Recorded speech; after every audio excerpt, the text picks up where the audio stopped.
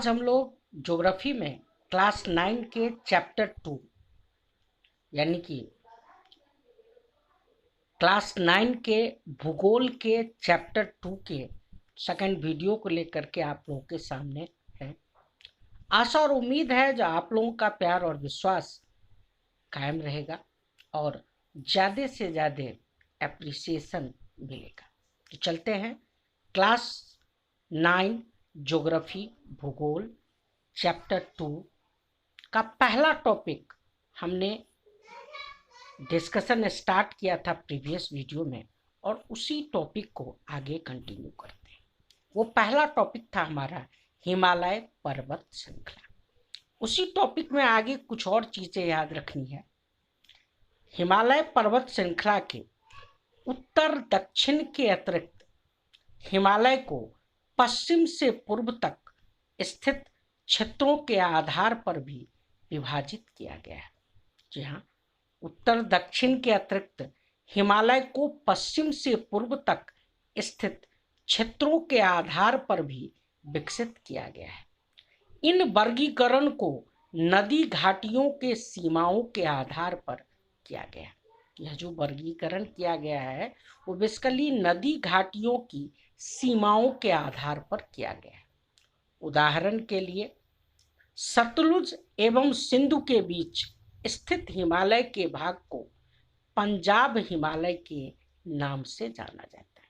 जी हाँ, याद रखना है, सतलुज एवं सिंधु के बीच स्थित हिमालय के भाग को पंजाब हिमालय के नाम से जाना जाता है, लेकिन पश्चिम से पूर्व तक क्रमशः इसे कश्मीर तथा हिमाचल हिमालय के नाम से भी जाना जाता है।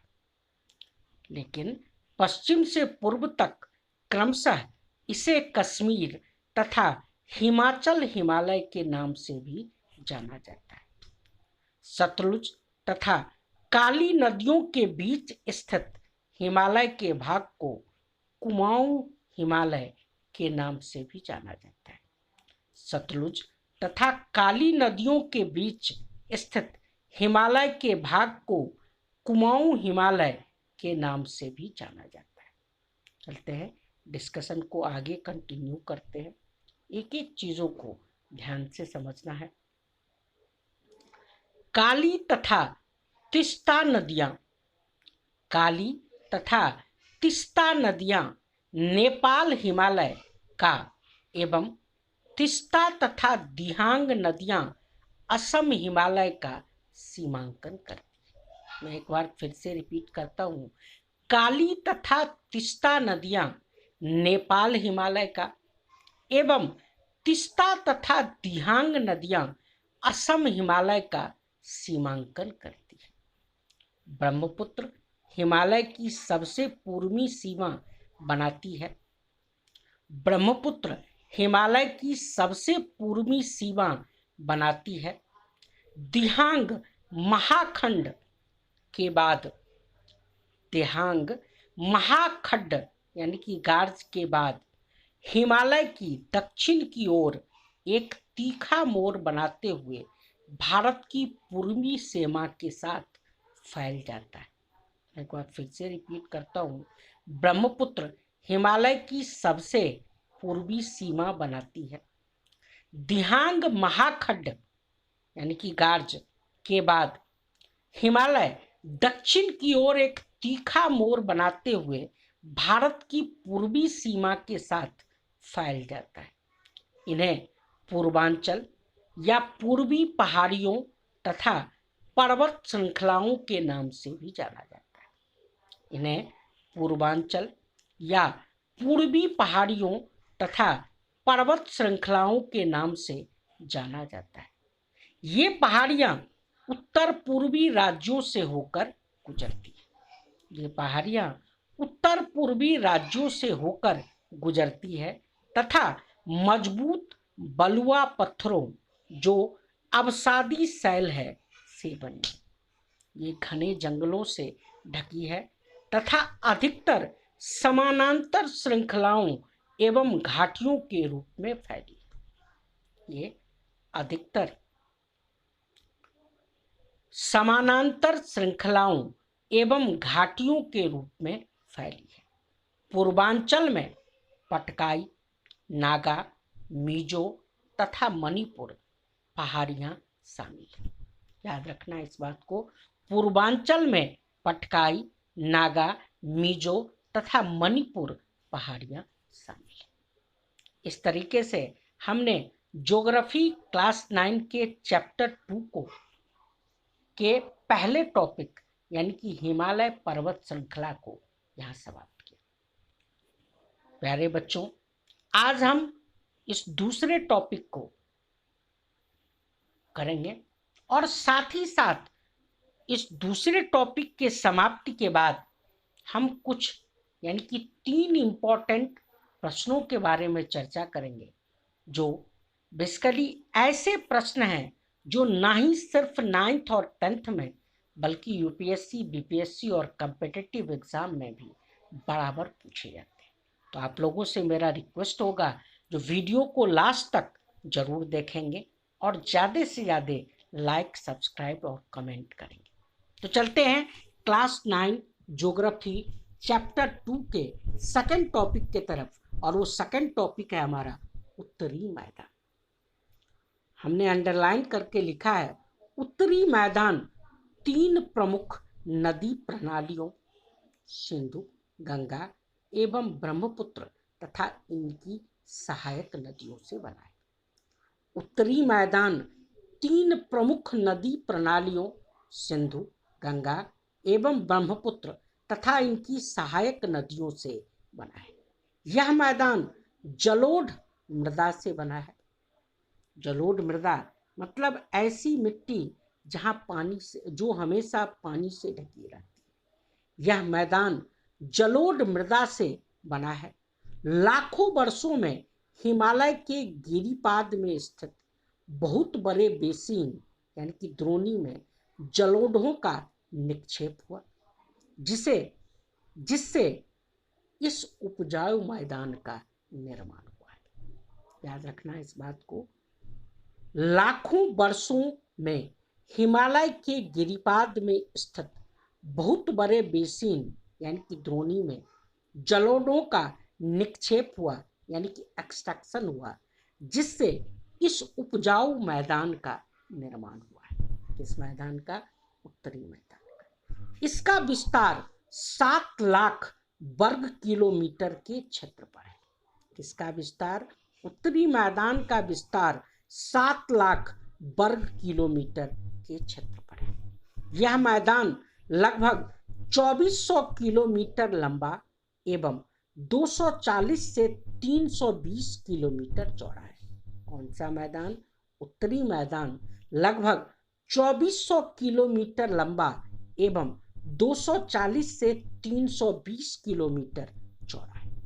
यह सघन जनसंख्या वाला भौगोलिक क्षेत्र है। यह सघन जनसंख्या वाला भौगोलिक क्षेत्र है। कौन सा मैदान? उत्तरी मैदान सघन जनसंख्या वाला भौगोलिक क्षेत्र है। चलते हैं आगे और डिस्कशन को कंटिन्यू करते हैं। समृद्ध मृदा आवरण, पर्याप्त पानी, समृद्ध मृदा आवरण, पर्याप्त पानी की उपलब्धता एवं अनुकूल जलवायु के कारण कृषि की दृष्टि से यह भारत का अत्यधिक उत्पादक क्षेत्र है। यह मतलब कौन सा मैदान? उत्तरी मैदान समृद्ध मृदा आवरण, पर्याप्त पानी की उपलब्धता एवं अनुकूल जलवायु के कारण कृषि की दृष्टि से यह भारत का अत्यधिक उत्पादक क्षेत्र है। उत्तरी पर्वतों से आने वाली नदियां निक्षेप कार्य में लगी है। उत्तरी पर्वत से आने वाली नदियां निक्षेपण कार्य में लगी है। नदी के निचले भागों में ढाल कम होने के कारण नदी की गति कम हो जाती है, जिसके परिणाम स्वरूप नदीय द्वीपों का निर्माण होता है। यहाँ याद रखना है, नदी की निचले भागों में ढाल कम होने के कारण नदी की गति कम हो जाती है, जिसके परिणाम स्वरूप नदीय द्वीपों का निर्माण होता है। ये नदियां अपने निचले भाग में गाद यानी कि कीचड़ एकत्र होने जाने के कारण ये नदियां अपने निचले भाग में गाद यानी कि कीचड़ एकत्र हो जाने के कारण बहुत ही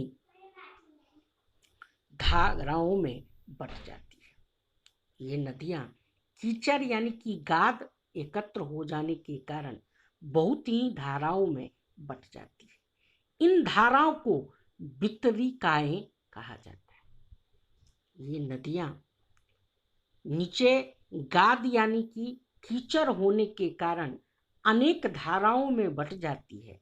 इन धाराओं को वितरिकाएं कहा जाता है। उत्तरी मैदान को मोटे तौर पर 3 उपवर्गों में विभाजित किया गया है।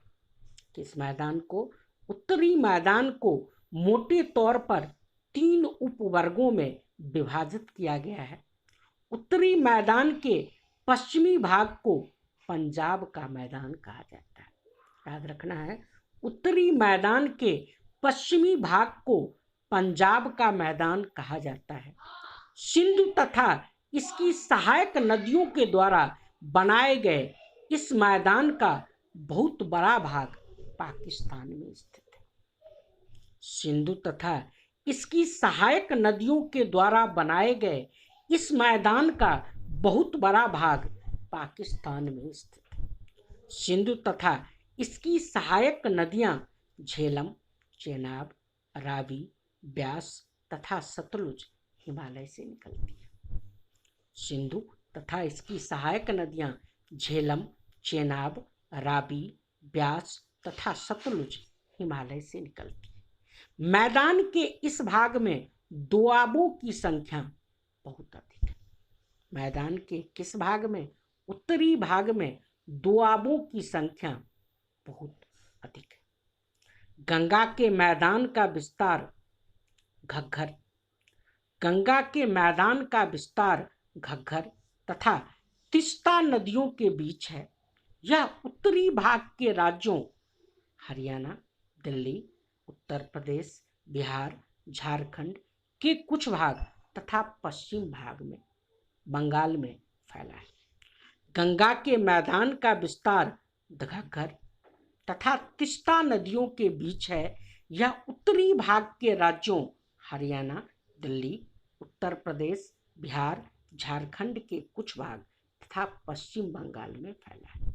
आकृतिक भिन्नता के आधार पर उत्तरी मैदानों को 4 भागों में विभाजित किया जा सकता है।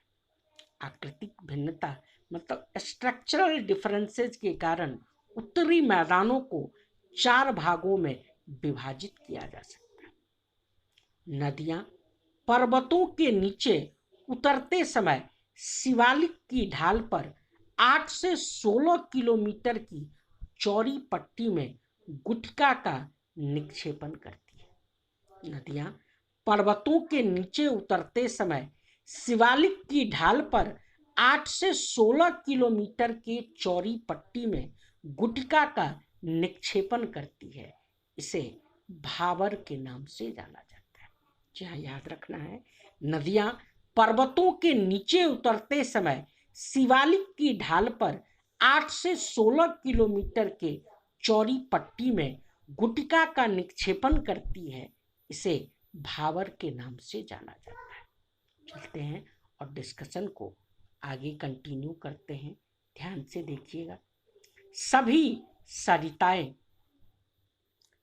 तब नदियां इस भावर पट्टी में विलुप्त हो जाती है। सभी सरिताएं तब नदियां इस भावर पट्टी में विलुप्त मतलब गायब हो जाती है, मिल जाती है। इस पट्टी के दक्षिण में यह पुनः निकल जाती है। एक बार गायब हुई और पुनः निकल जाती है एवं नम तथा दलदली क्षेत्र का निर्माण करती है, जिसे तराई कहा जाता है। सभी सरिताएं इस भावर पट्टी में विलुप्त हो जाती है। इस पट्टी के दक्षिण में ये पुनः निकल आती है एवं नम तथा दलदली क्षेत्र का निर्माण करती है, जिसे तराई कहा जाता है। उत्तरी मैदान का सबसे विशालतम भाग पुराने जलोढ़ का बना है। ये नदियां के बाढ़ वाले मैदान के ऊपर स्थित है, जिसे भांगर के नाम से जाना जाता है। उत्तरी मैदान का सबसे विशालतम भाग पुराने जलोढ़ का बना है। ये नदियां के बाढ़ वाले मैदान के ऊपर स्थित है, जिसे भांगर के नाम से जाना जाता है। इस क्षेत्र की मृदा में चूनेदार निक्षेप पाए जाते हैं। इस क्षेत्र की मृदा में चूनेदार निक्षेप पाए जाते हैं, जिसे स्थानीय भाषा में कंकर कहा जाता है। बाढ़ वाले मैदान के नए तथा युवा निक्षेपों को बाढ़ वाले मैदानों के नए तथा युवा निक्षेपों को खादर कहा जाता है। बाढ़ वाले मैदानों के नए तथा युवा निक्षेपों को खादर कहा जाता है। एकदम अच्छे तरीके से ध्यान से समझना है। इस तरीके से